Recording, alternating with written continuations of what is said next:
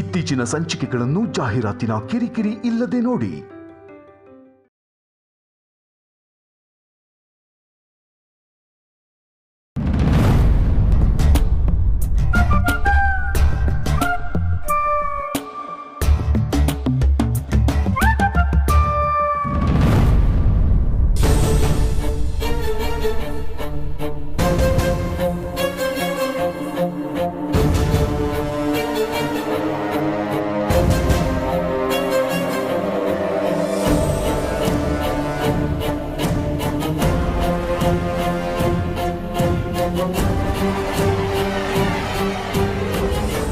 ಎರಡು ಗಾಡಿ ಸ್ಟಾರ್ಟ್ ಆಗದೆ ಇರೋದಕ್ಕೆ ಏನೇನ್ ಮಾಡಬೇಕೋ ಎಲ್ಲ ಮಾಡಾಯ್ತು. ಇನ್ನೇನಿದ್ರು ಪ್ಲಾನ್ ಬಿ.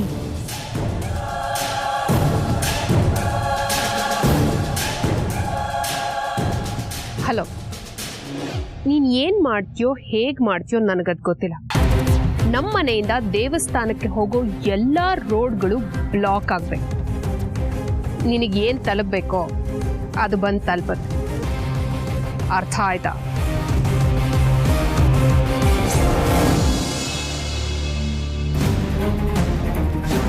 ಏನಾಯ್ತು ಏಜೆ?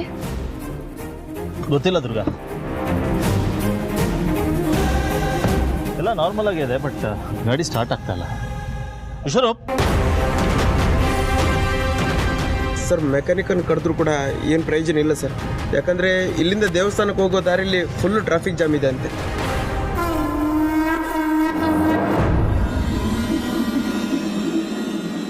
ಅಯ್ಯಯ್ಯೋ, ಹೌದೇನೋ? ಇನ್ನೊಂದು 25 ನಿಮಿಷದಲ್ಲಿ ದೇವಸ್ಥಾನದಲ್ಲಿ ಇರಬೇಕಲ್ಲೋ. ಬೇರೆ ಯಾವ ರಸ್ತೆನೂ ಇಲ್ವಾ? ಇದೆ ಅಜ್ಜಿ, ಬಟ್ ಆ ರೂಟಲ್ಲಿ ಹೋದರೆ 40-45 ನಿಮಿಷ ಆಗುತ್ತೆ.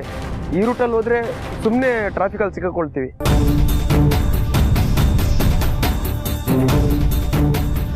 ಸರಿ ಲೀಲಾ, ನಿನ್ನ ತವ್ರ ಮನೆಯವ್ರಿಗೆ ಹೇಳ್ಬಿಡಮ್ಮ, ದೇವಸ್ಥಾನಕ್ಕೆ ಇನ್ನೊಂದಿನ ಹೋಗ್ತೀವಿ ಅಂತ. ಅಮ್ಮ,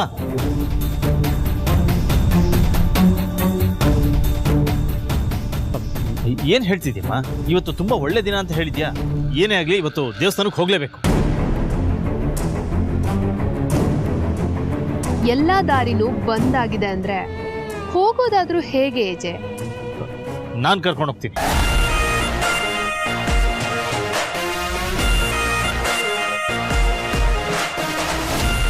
ಪೂಜೆಗೆ ಇನ್ನು 25 ನಿಮಿಷ ಇರುತ್ತೆ ಸರ್. ಈ ಟ್ರಾಫಿಕಲ್ಲಿ ಅಷ್ಟು ಕಡಿಮೆ ಟೈಮಲ್ಲಿ ಹೋಗೋಕ್ಕಾಗತ್ತಾ ಸರ್?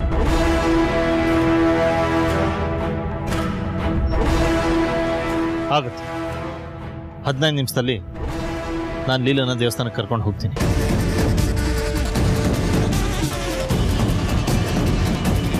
ಹೇಗೆ ಸರ್? ಗೊತ್ತಾಗುತ್ತೆ. ಲೀಲಾ ಬಾ.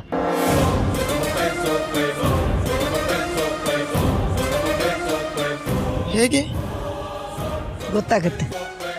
ಬಾಸ್ ಅದನ್ನೇ ಹೇಳಿದ್ರು. ನಾನು ಅವರಮ್ಮ, ನಾನು ಅದನ್ನೇ ಹೇಳ್ತಿರೋದು.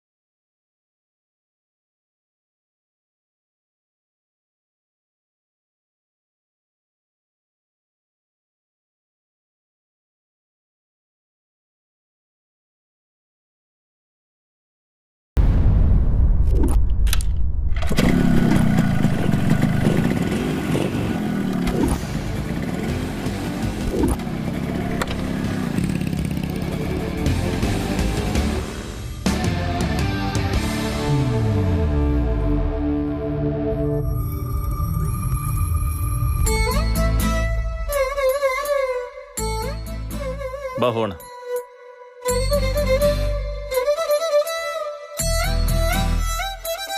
ಏನ್ ನೋಡ್ತಿದ್ಯಾ? ಹತ್ತು. ಏಜೆ ಬರ್ದಿದ್ದ ಡೈರಿಯಲ್ಲಿ ಈ ಬೈಕ್ ಹಿಂದೆ ಕೂರೋ ಅಧಿಕಾರ ಇದ್ದಿದ್ದು ಅಂತರ ಅಕ್ಕನಿಗೆ ಮಾತ್ರ ಅಂತ ಹೇಳಿದ್ರು. ಆದರೆ ಏಜೇನೆ ನನ್ನ 10 ಅಂತ ಹೇಳ್ತಿದ್ದಾರೆ ಅಂದರೆ ಅವ್ರ ಮನಸ್ಸಲ್ಲಿ ನನಗೆ ಕಾಯಂ ಆಗಿ ಜಾಗ ಕೊಟ್ಟಿದ್ದಾರೆ ಅಂತ ಆಯಿತು. ದೇವ್ರೆ, ಥ್ಯಾಂಕ್ ಯು ಸೋ ಮಚ್.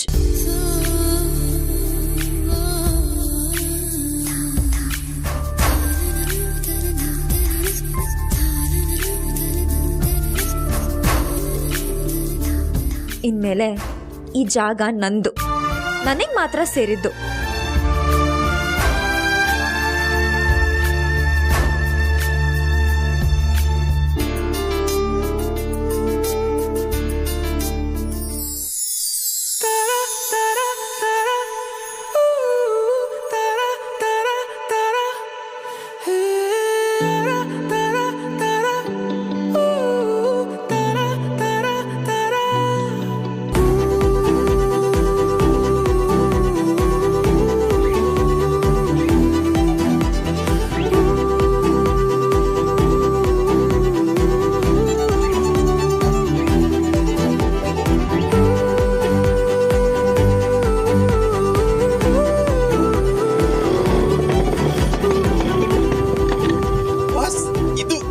ಚೆನ್ನಾಗಿರೋದು. ಒಂದು ನಿಮಿಷ ಹೆಲ್ಮೆಟ್ ತಗೊಂಡು ಅಮ್ಮ, ನಾ ಹೊರಡ್ತೀವಿ. ಹೋಗ್ಪ, ಹುಷಾರಾಗಿ ಹೋಗ್ಬೇಡಿ.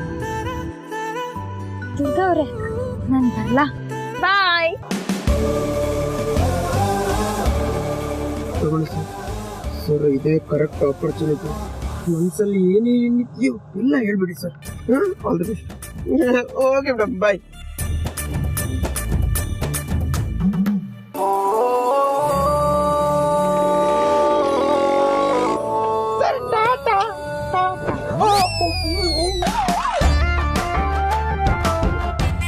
ತಾನೊಂದು ಬಗೆದರೆ ದೈವ ಒಂದು ಬಗೆಯು.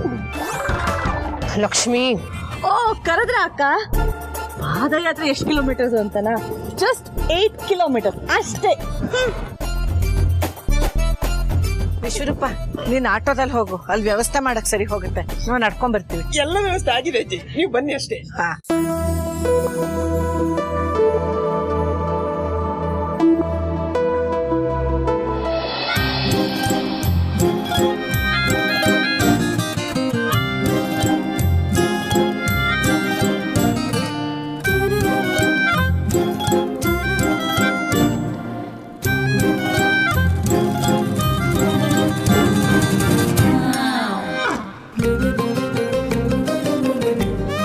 ಏನು ಹೊಸದಾಗಿ ಹೂವಿನ ಬಿಸ್ನೆಸ್ ಸ್ಟಾರ್ಟ್ ಮಾಡ್ತಾ ಇದ್ದೀರಾ?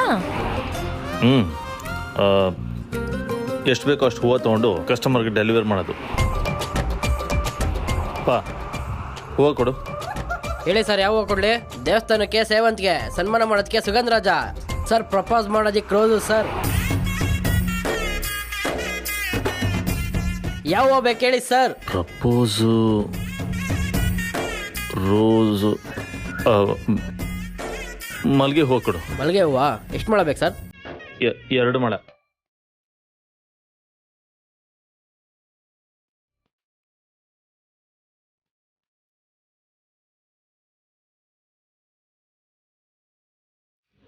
ಲೀಲಾ, ಹಾಂ, ತಗೊಂಡ್ರಾ? ಬನ್ನಿ ಹೋಗೋಣ.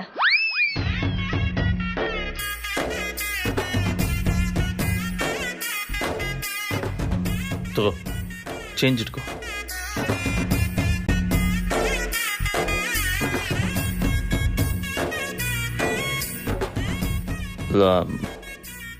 ಈ ಹೂವು ತಗೊಂಡ್ರಲ್ಲ? ಆ್ಯಕ್ಚುಲಿ ಈ ಹೂವು ಕೊಡಬೇಕು ಅಂತ.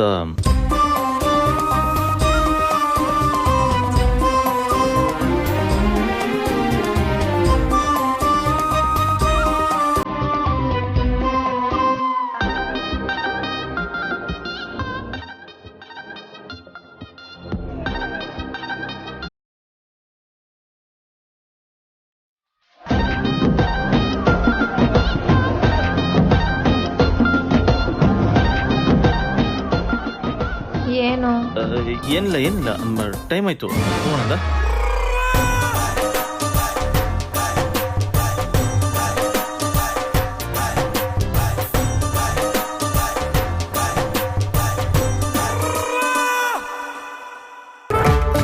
ನಾನು ಆಟೋದಲ್ಲಿ ಹೊರಟೆ ಇಷ್ಟು ಬೇಗ ಬಂದಿದ್ದೀನಿ.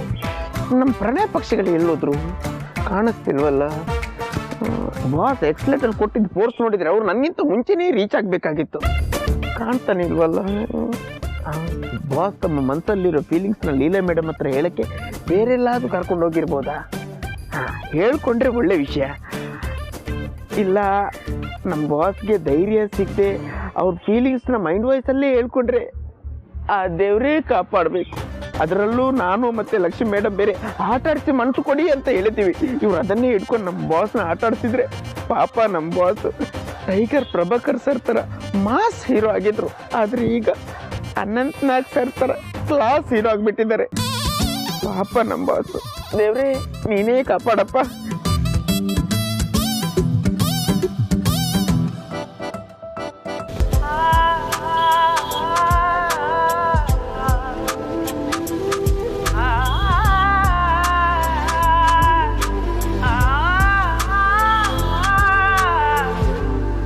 ಲೀಲಾ ಲೀಲಾ, ಏನ್ರಿ ನಿನ್ನ ಹತ್ರ ಏನೋ ಹೇಳಬೇಕಿತ್ತು ರೀ. ಗಾಡಿ ಸೌಂಡಿಂದ ನಂಗೆ ಏನೂ ಕೇಳಿಸ್ತಿಲ್ಲ. ಆ್ಯಕ್ಚುಲಿ ನಾನು ನಿನಗೆ ಸಾರಿ ಕೇಳಬೇಕಿತ್ತು. ಆಮೇಲೆ ಏನು ಸಾರಿನಾ? ಚೆನ್ನಾಗಿದೆ ಅಂತಾನೆ ಹಾಕ್ಕೊಂಡೆ. ಯಾಕೆ ನಿಮ್ಗೆ ಇಷ್ಟ ಆಗ್ಲಿಲ್ವಾ? ಸ್ಯಾರಿ ಅಲ್ಲ, ಸಾರಿ ಸಾರಿ. ಏನಂದ್ರಿ? ಹೋಗ್ಲಿ ಬಿಡು. ನಾನು ನಿನ್ನ ಹತ್ರ ಒಂದು ವಿಷಯ ಹೇಳಬೇಕಿತ್ತು. ಅದನ್ನು ಹೇಳೋದಕ್ಕೆ ಧೈರ್ಯ ಬಂದಿರಲಿಲ್ಲ. ಏನು ಮೌಲ್ಯ ಪಿಕ್ಚರಾ? ನಾನು ನೋಡಿದ್ದೀನಿ, ನಂಗೆ ತುಂಬಾ ಇಷ್ಟ. ನಾನು ಹೇಳೋದು ಕೇಳಿಸ್ತಾ ಇಲ್ವಾ? ನಂಗೆ ನೀವು ಹೇಳೋದೇನು ಕೇಳಿಸ್ತಿಲ್ಲ ರೀ. ನಾನೊಂದು ವಿಷಯ ನಿನಗೆ ಫ್ರ್ಯಾಂಕ್ ಕೇಳ್ತೀನಿ. ಅಕಸ್ಮಾತು ನಾನು ನಿನಗೆ ಪ್ರಪೋಸ್ ಮಾಡಿದ್ರೆ ಏನು ಮಾಡ್ತೀಯಾ?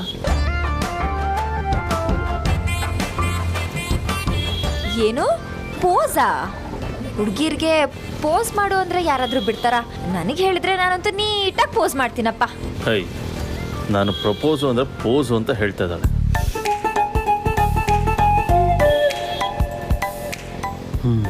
ಸರಿ.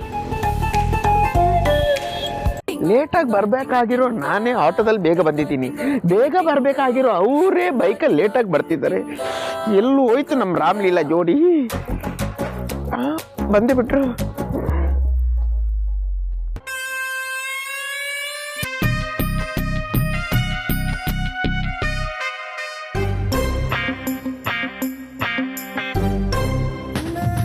ಸುಸ್ತಾಗ್ತಿದೆಯಾ ಲಕ್ಷ್ಮಿ? ಇಲ್ಲ ಅಜ್ಜಿ, ಇಬ್ರು ಚೆನ್ನಾಗಿರ್ತಾರೆ ಅಂದ್ರೆ ಇನ್ನೂ ಬೇಕಾದ್ರೆ 10 ಕಿಲೋಮೀಟರ್ ನಡೆಯೋಕ್ಕೂ ನಾನು ರೆಡಿ. ನೋಡು, ಒಳ್ಳೆ ಮನಸ್ಸಲ್ಲಿ ಒಳ್ಳೆ ಭಾವನೆ ಇದ್ರೆ ಆಯಾಸನೇ ಗೊತ್ತಾಗೋದಿಲ್ಲ. ನೋಡು, ನಂಗೆ ಇಷ್ಟು ವಯಸ್ಸಾಗಿದ್ರು ಮಂಡಿ ನೋವ್ತಿದೆ, ಆದ್ರೆ ಆಯಾಸ ಆಗ್ತಾ ಇಲ್ಲ.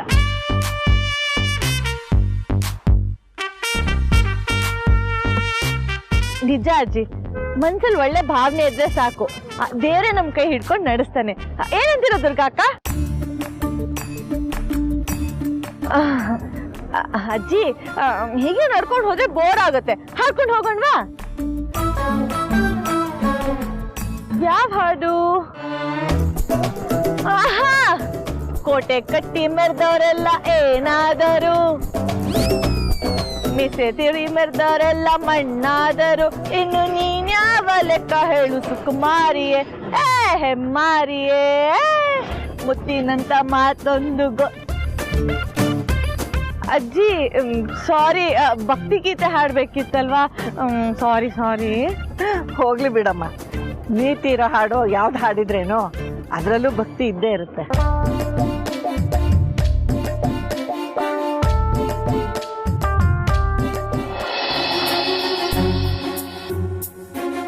ಮೇಡಮ್, ಪ್ರಯಾಣ ಎಲ್ಲ ಚೆನ್ನಾಗಿತ್ತಾ? ಏನ್ ವಿಶ್ವರೂಪ್, ಏನೇನೋ ಕೇಳ್ತೀರಪ್ಪ ನೀವು.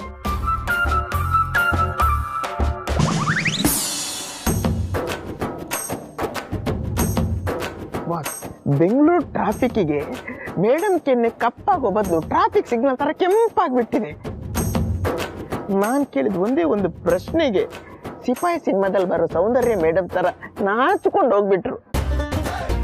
ಅಂದ್ರೆ ಈ ಸಿಪಾಯಿ ಆ ಬಂಗಾರದ ಬೊಂಬೆಗೆ ಏನು ಹೇಳಿರ್ಬೋದು? ಏನೇನು ಏನೂ ಇಲ್ಲ.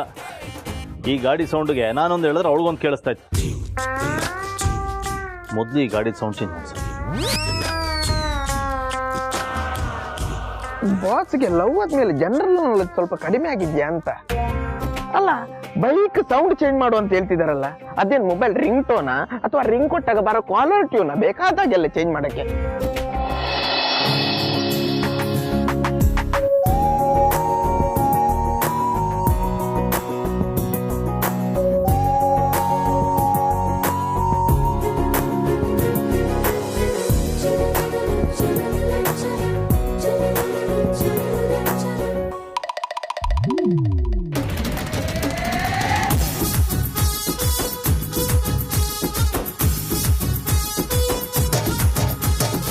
ಏನ್ ಸರ್, ಕಣ್ ಸಣ್ಣಲ್ಲೇ ಮಾತಾಡೋದಕ್ಕೆಲ್ಲ ಕಲ್ತಿದ್ದೀರಾ? ಒಳ್ಳೇದೇ. ಇದು ಲವ್ ಡೆವಲಪ್ಮೆಂಟ್ ಅಲ್ಲಿ ಇನ್ನೊಂದು ಡಿಗ್ರಿ ಪಡ್ಕೊಂಡಾಗೆ. ಈ ಸ್ನಾತಕೋತ್ತರ ಪದವಿ ಅಂತಾರಲ್ವಾ, ಆ ಥರ ಸರ್. ವಿಜಯಟ, ಇವನು ಯಾರೋ ನನ್ನಲ್ಲಿಲ್ಲ ಮಧ್ಯ ಬಂದು ನಿಂತಿದ್ದಾನೆ, ಅದಕ್ಕೆ ಕರೆದಿತ್ತು. ನಾನು ಆವಾಗಲೇ ಹೇಳಿಲ್ವಾ ನೀವು ಗ್ಯಾಪ್ ಕೊಡಬಾರ್ದಂತ? ನೀವು ಗ್ಯಾಪ್ ಕೊಟ್ಟಿದ್ದೆ ತಪ್ಪು. ನಾನು ಹೇಳೋದು ಕೇಳಿ, ನೀವು ಅವ್ರ ಹತ್ರ ಹೋಗಿ ನಿಂತ್ಕೊಳ್ಳಿ, ಅವನ ನಾನು ನೋಡ್ಕೋತೀನಿ. ನಿಂತ್ಕೊಳ್ಳಿ ಸರ್. ಸರ್, ಅಲ್ಲಿ ನೋಡಿ ಬ್ಲ್ಯಾಕ್ ಡ್ರೆಸ್ ಅವರು ನಿಮ್ಮನ್ನೇ ಕರೀತಿದ್ದಾರೆ.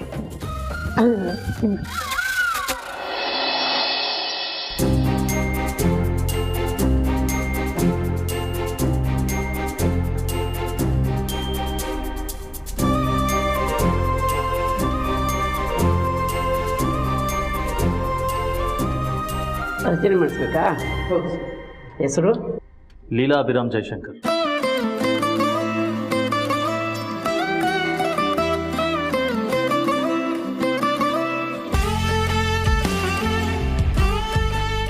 ಅಭಿರಾಮ್. ನಕ್ಷತ್ರ ಅಶ್ವಿನಿ ನಕ್ಷತ್ರ. ಮೇಷರಾಶೋ ಜಾತಸ್ಯ. ನಿಮ್ಮ ಹೆಸರು? ಆ ಹೆಸರಲ್ಲೇ ನನ್ನ ಹೆಸರು ಇದೆ ಮಾಡಿ.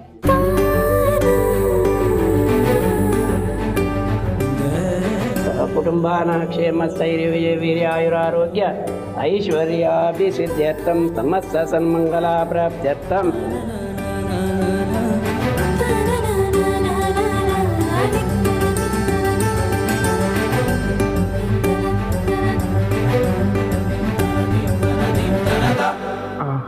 ಎಂಥ ಗೋಲ್ಡನ್ ಆಪರ್ಚುನಿಟಿ ಮೇಡಮ್ ಇದು. ಕೆಲವು ಗಂಡಂದ್ರಿಗೆ ಹೆಂಡತಿ ಮೊಬೈಲ್ ನಂಬರೇ ನೆನಪಿರಲ್ಲ, ಅಂಥದ್ರಲ್ಲಿ ನಮ್ಮ ಬಾಸ್ಗೆ ನಿಮ್ಮ ರಾಶಿ, ನಕ್ಷತ್ರ, ಪಾದ ಎಲ್ಲ ಗೊತ್ತು. ಇದು ಮೇಡಮ್, ಇದು ರಿಯಲ್ ಲವ್. ಇದಕ್ಕೆಲ್ಲ ಕರ್ಗಿ ನೀರಾಗಬೇಡಿ. ನಾವು ಹೇಳಿದ್ದು ನೆನಪಿದೆ ತಾನೇ?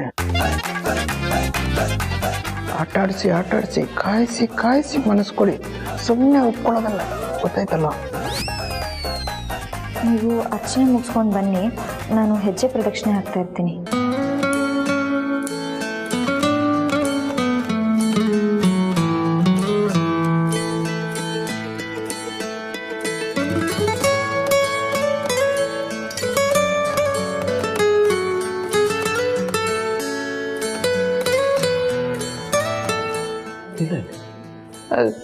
ಸರ್, ಅವರು ಹೊರಗಡೆ ಹೋದ್ರು ಸರ್ ಪ್ರದಕ್ಷಿಣೆ ಹಾಕಕ್ಕೆ.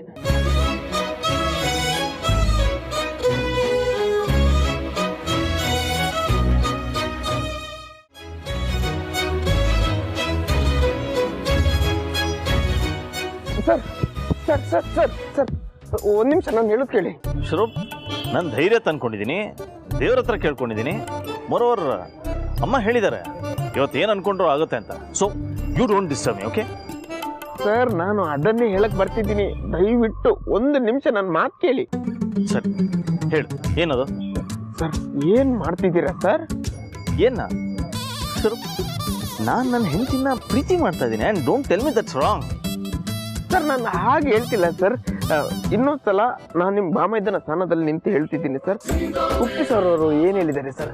ಮರಗಳನ್ನು ಸುತ್ತೋದಲ್ಲ, ಕವನಗಳ ಗೀಚೋದಲ್ಲ, ನೆತ್ತರಲ್ಲಿ ಬರೆಯೋದಲ್ಲ, ವಿಷವನ್ನು ಕುಡಿಯೋದಲ್ಲ, ಮೌನವೇನೆ ಧ್ಯಾನವೇನೆ ಪ್ರೇಮ.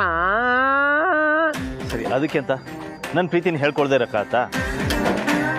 ಆ್ಯಕ್ಚುಲಿ ಅದನ್ನು ಹೇಳ್ಕೊಳ್ಳೋದಕ್ಕೆ ರೈಟ್ ಟೈಮ್ ಸಿಕ್ಕಿರಲ್ಲ, ಬಟ್ ಇವತ್ತು ಆ ಟೈಮ್ ಸಿಕ್ಕಿದೆ. ಸೊ ನಾನು ಹೇಳ್ಕೊಳಕ್ಕೆ ಹೋಗ್ತಾ ಇದ್ದೀನಿ, ಡಿಸ್ಟರ್ಬ್ ಮಾಡಬೇಡ. ಸರ್, ಅವಕಾಶನ ಹುಡುಕೋದಲ್ಲ ಸರ್, ಇರೋದ್ರಲ್ಲೇ ಅವಕಾಶನ ಕ್ರಿಯೇಟ್ ಮಾಡ್ಕೋಬೇಕು. What do you mean? Sir ಈಗ ಲೀಲಾ ಮೇಡಮ್ ಅವರು ದೇವರಿಗೆ ಕೈ ಮುಗಿದು ಗಂಟೆ ಹೊಡಿಬೇಕಂತ ನಿಂತಿದ್ದಾರೆ, ಆವಾಗ ನೀವು ಏನ್ ಮಾಡ್ತೀರಾ?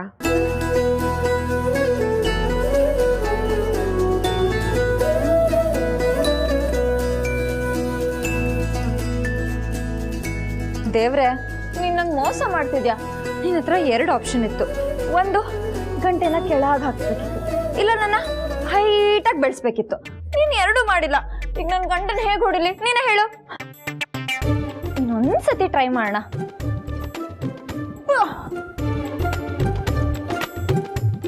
ಏನ್ ಮಾಡೋದು ಇವಾಗ?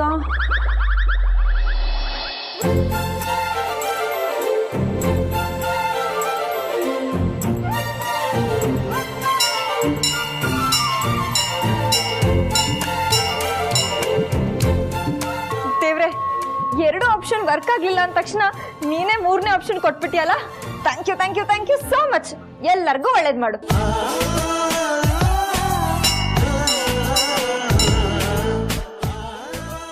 ಹೌದು, ಮೇಲಕ್ಕೆ ಹೇಗೆ ಬಂದೆ?